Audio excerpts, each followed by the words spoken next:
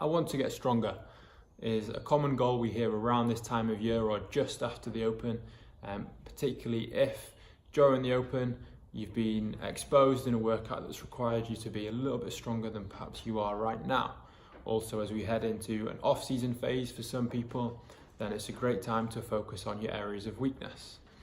So if we're going to be committing a lot of time to developing our strength, we want to make sure that time is focused in the right way, using the right training methods to get the result that you want. Okay, so strength is a multifaceted thing. There's lots of elements to it. Obviously, the most common thing people talk about or people refer to when they talk about improving their strength is improving their 1 rep max. So it could be 1 rep max back squat, deadlift, strict press, anything like that. And that maximal strength obviously typically refers to the maximum amount of force we can produce in a given, in a single repetition, okay? As well as that, we might also talk about strength endurance, okay? So strength endurance might be something like a 20 rep max back squat.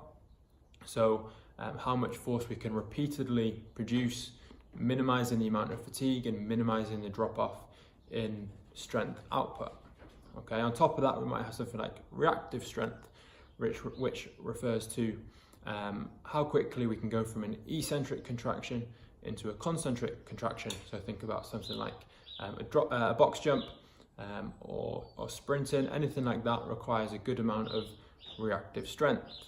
Again, from there, there's all sorts of other variations. We can have speed strength, things like that. But it's important to focus on the aspect of strength that we really want to focus on, okay?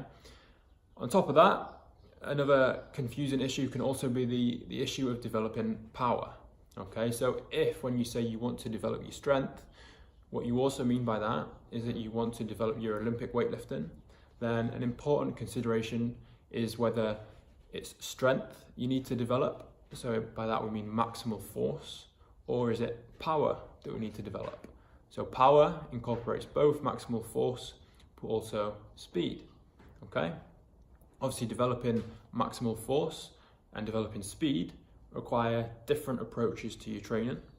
And it's also important to identify if developing your Olympic lifts is an area you want to focus on, whether it is maximal strength or force that you need to improve, or is it speed that you need to improve in order to improve your overall power.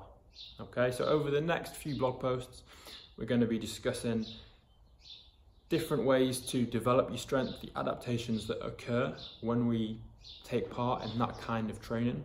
And then from there, we're going to progress on to power development, and again, how those methods apply to your training and what adaptations occur when we do power training. So if you want to read the full blog post, head to the link and give it a read.